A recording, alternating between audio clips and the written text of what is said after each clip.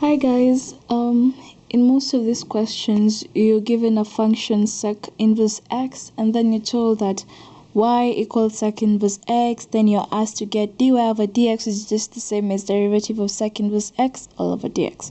So the first thing you do, you equate sec inverse x to y. Then from there you multiply both sides by sec.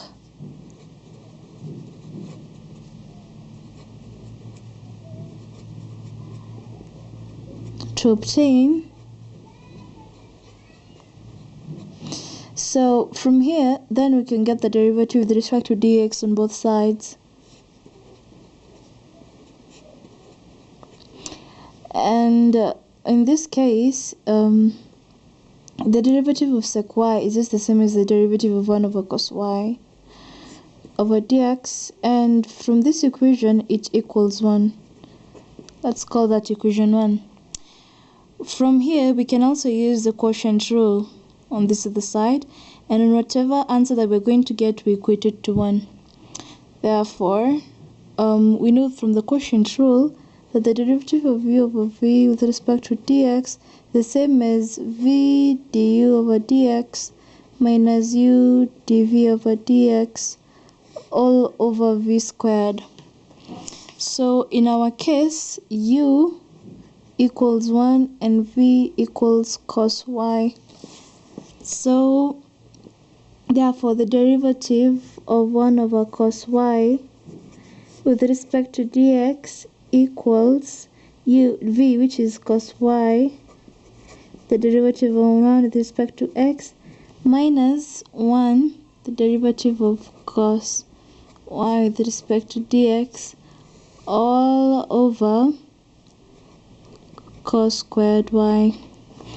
Remember, the derivative of a constant is 0, so this part of our equation will be 0. So 0 minus, and the derivative of cos y is negative sin y dy over dx, and of course not forgetting our cos squared y. Negative will sum up to a positive.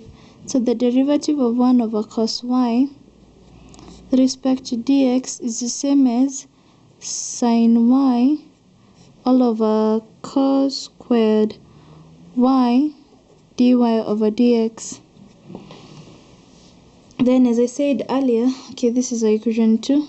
So we'll equate the two equations. Remember, there was this one for the derivative of 1 over cos y dx is equals to 1, and now there is this other one. So when we equate it, we get sin y all over cos squared y dy over dx equals 1. Therefore, dy over dx equals cos squared y all over sin y. So our function was in terms of x, so we have to revert this answer in form of x. Hope you can see the answer. Yes, so we want to revert this answer in form of x. So, and remember that sec y, which is the same as 1 over cos y, was equal to x. Therefore cos y equals 1 over x. So already we have the value for cos squared y, which will be 1 all over x squared. So let's obtain for sin y, and we're going to use a right angle triangle, letting this angle be y, and using the acronym, if cos y is 1 over x, so it will be adjacent, which is 1, all over hypotenuse, which is x. So our height will be the square root of hypotenuse squared minus b squared from Pythagoras theorem, giving us the square root of x squared minus 1, where our base is 1, so 1 squared is just 1. Then obtaining sin y will be therefore opposite, which is our height, x squared minus 1, all over the hypotenuse, which is x. So our answer dy over dx cos squared y all over sin y can be written as Okay, dy over dx will be 1 over x squared dot 1 all over this, which will be x, the square root x squared minus 1.